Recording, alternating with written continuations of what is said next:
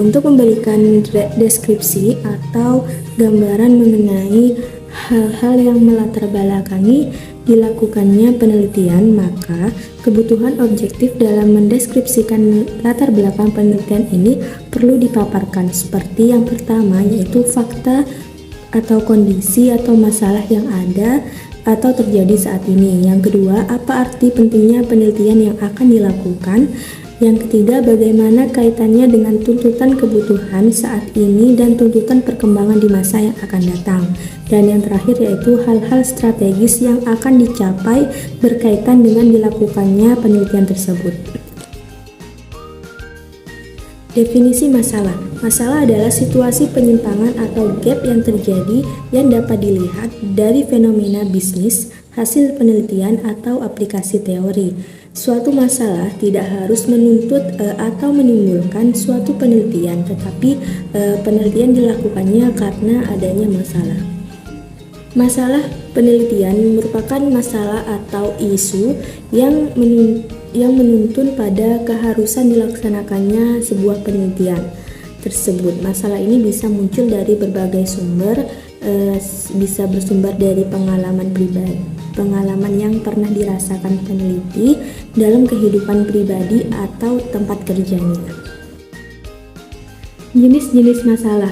Masalah dalam penelitian menurut Subiono pada tahun 2019 dapat dikategorikan berdasarkan 3 jenis. Yang pertama yaitu permasalahan deskriptif, yang kedua permasalahan komparatif, dan yang ketiga permasalahan asosiatif.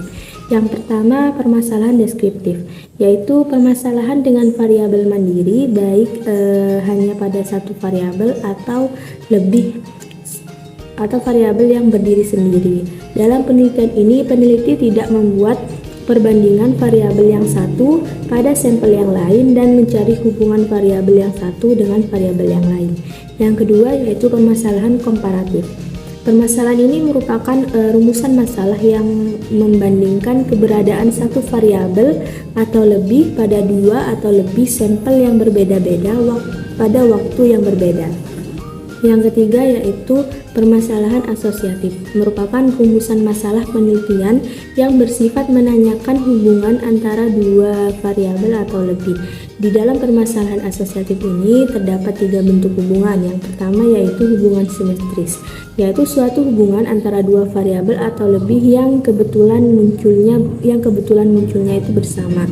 Yang kedua yaitu hubungan kausal, hubungan yang bersifat sebab akibat. Jadi di sini ada variabel independen, yaitu variabel yang mempengaruhi, dan variabel dependen yang dipengaruhi. Dan yang terakhir yaitu hubungan interaktif atau timbal balik. Hubungan ini saling mempengaruhi. Di sini tidak diketahui mana variabel independen dan dependennya.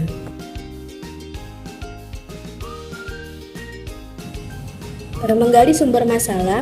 Pencarian masalah dapat dilakukan dari sumber-sumber masalah. Yang pertama yaitu textbook, yang kedua laporan penelitian yang tidak dipublikasikan, yang ketiga proceeding, yang keempat tesis atau disertasi, yang kelima jurnal, yang keenam pengamatan sepintas atau fakta di lapangan, yang ketujuh pengalaman pribadi, yang kedelapan pertemuan ilmiah seperti seminar, diskusi dan lain-lain. Yang kedelapan pernyataan pemegang otoritas, dan yang terakhir perasaan intuitif pribadi. Menggali masalah melalui latar belakang masalah terdapat beberapa komponen. Yang pertama yaitu fenomena bisnis lapangan, yang kedua research gap, dan yang ketiga teori gap. Yang pertama fenomena bisnis lapangan. Dalam fenomena bisnis atau manajemen seperti itu dicontohkan seperti peningkatan atau penurunan penjualan, keluhan konsumen, efektivitas promosi, dan lain-lain. Masalah ini dapat ditemukan di perusahaan melalui observasi, laporan, berita di koran atau jurnal. Yang kedua, research gap atau gap research, seperti ada variabel yang sama tetapi hasil penelitian menemukan temuan yang berbeda. Dan yang terakhir yaitu teori gap atau gap teori, yaitu mengkaji teori dan membandingkannya dari berbagai teori yang kemudian digugat dan menawarkan teori yang baru. Identifikasi masalah penelitian. Identifikasi masalah penelitian merupakan langkah yang diambil peneliti di awal riset. Peneliti melakukan identifikasi masalah dengan menjelaskan apa masalah yang ditemukan atau bagaimana masalah tersebut diukur dan dihubungkan dengan prosedur penelitian. Pertimbangan pemilihan masalah ini dapat dilakukan dengan dua arah, yaitu yang pertama dari arah masalahnya. Pertimbangan kelayakan berdasarkan arah masalah atau sudut objektivitasnya atau nilai penelitiannya. Yang kedua yaitu dari arah penelitiannya, yaitu pertimbangan berdasarkan kelayakan dan kesesuaian penelitiannya menyangkut kelayakan biaya, waktu, sarana, dan kemampuan keilmuan. Rumusan masalah. Masalah perlu dirumuskan dengan tujuan agar permasalahan jelas dan tidak menimbulkan keraguan atau tafsir yang berbeda, sebab masalah tersebut nantinya akan digunakan sebagai dasar pengajuan teori dan hipotesis, pengumpulan data, pemilihan metode analisis, dan penarikan kesimpulan.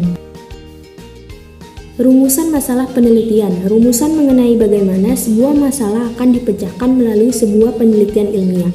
Teknik perumusan masalah penelitian itu ada 4. Yang pertama yaitu dirumuskan dalam bentuk kalimat pertanyaan. Yang kedua singkat, jelas, dan padat. Yang ketiga rumusan masalah sinkron dengan judul penelitian. Dan yang terakhir yaitu memberi petunjuk dimungkinkannya pengumpulan data dan adanya metode pemecahannya. Rumusan masalah penelitian yang baik yaitu yang pertama mempunyai nilai dan kelayakan penelitian dari segi manfaat atau kontribusi. Yang kedua yaitu visible atau dapat dipecahkan atau konkret di mana ada data dan metode pemecahannya. Dan yang ketiga menarik bagi peneliti yang didukung kemampuan keilmuan. Yang keempat spesifik mengenai bidang tertentu yaitu jelas ruang lingkup pembahasannya. Dan yang terakhir yaitu berguna untuk mengembangkan suatu teori. Manfaat dan teknik perumusan manfaat penelitian. Manfaat penelitian yaitu untuk menjelaskan manfaat atau kontribusi yang akan diperoleh dari hasil penelitian dan siapa pihak yang akan mendapatkan manfaat tersebut. Teknik merumuskan manfaat penelitian. Manfaat dapat dikaitkan dengan orientasi penelitian, apakah mempunyai kontribusi pada pengembangan dan penerapan IPTEX, pengembangan kelembagaan atau organisasi, atau untuk pemecahannya masalah-masalah praktis atau menunjang pembangunan dan sebagainya. Merumuskan judul penelitian. Judul dirumuskan atau dibuat berdasarkan masalah yang ada dan yang akan diselidiki. Judul penelitian harus mampu memberikan gambaran umum atau gambaran keseluruhan masalah yang akan diungkapkan. Judul hendaknya dibuat singkat dan jelas, tidak perlu semua variabel disebutkan dalam judul, tidak berarti ganda atau dapat ditafsirkan lain, menggunakan istilah umum, menggunakan bahasa baku, dan tidak lebih dari 3 baris. Yang terakhir yaitu pertimbangan dalam memilih judul. Di sini ada beberapa pertimbangan. Yang pertama yaitu tampak ruang lingkup dan metode pembahasannya. Yang kedua tampak ruang lingkup objek penelitiannya, yaitu populasi dan sampel. Yang ketiga berkaitan dengan tema dan topik penelitian. Yang keempat mempertimbangkan masalah yang dihadapi. Yang kelima mempertimbangkan bidang ilmu yang dipelajari dan dikuasai. Dan yang terakhir judul hendaknya yang sedang aktual. Baik, itu saja yang bisa saya jelaskan tentang perumusan masalah penelitian. Semoga apa yang bisa saya jelaskan bisa bermanfaat bagi semuanya, dan saya mohon maaf apabila ada kesalahan kata baik disengaja maupun tidak disengaja. Terima kasih.